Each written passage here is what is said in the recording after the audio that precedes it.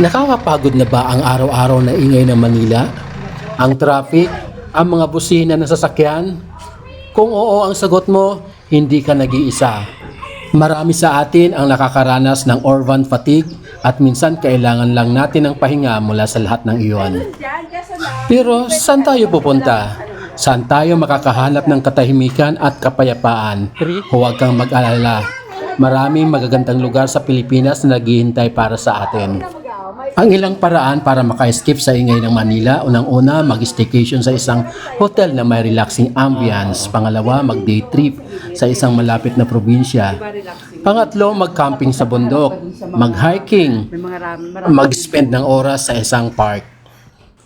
Para sa mga naghahanap ng pahinga mula sa maingay na syudad, ang Mahogany Nature Camp sa Tanay Rizal ay isang perpektong destinasyon.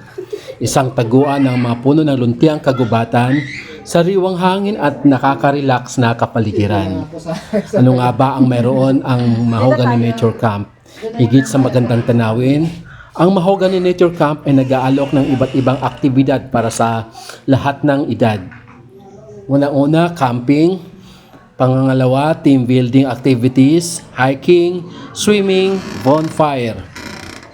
Bakit dapat pumunta sa Mahogany Nature Camp? Unang-una, sa presyo. Abot kaya ang presyo na kailangan ng package kaya sulit ang inyong pera.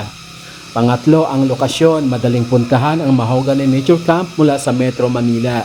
Pangatlo ay ang kapaligiran. Tunay na nakaka-relax ang kapaligiran at perpekto para sa mga nagpapahinga. At pang-apat, yung mga aktibidad. Mayroon iba't ibang aktibidad na magugustuhan ng lahat. Ang Mahogany Nature Camp ay higit pa sa isang simpleng camping site. Ito ay isang lugar kung saan makakakonekta tayo sa kalikasan at sa inyong mga sarili. Isang lugar na sulit bisitahin at tiyak na babalik-balikan natin. Ang Mahogany Nature Camp sa Tanay Rizal ay nag-aalok ng iba't ibang amenities para sa mga camper.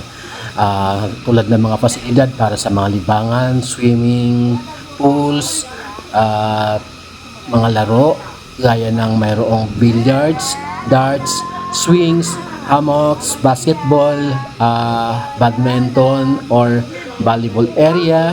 Mayroon ding table tennis or trampoline para sa mga bata, 4 feet and below. Gaya, mayroon ding silang view deck na nag-aalok ng mga gandang tanawin sa bundok at area clouds. At ang kanilang pinagmamalaki ang hanging bridge, isang natatanging karanasan sa pagtawid ng isang hanging bridge, diba? At kung inyong maitatanong, may mga pasilidad para sa mga nag-overnight stay. Gaya ng kubo, may mga kubo na pwedeng pagtulugan na may kapasidad na umabot ng 8 katao.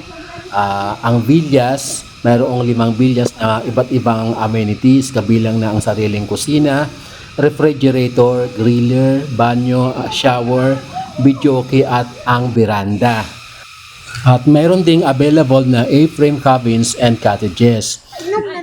At isa pa, mayroon ding libreng gamit ng kusina, stove at utensils para sa mga gusto magluto. Ang common toilets and showers, may mga pampublikong banyo at shower. Iba pa ang amenities gaya ng campfire, mayroong designated area para sa bonfire.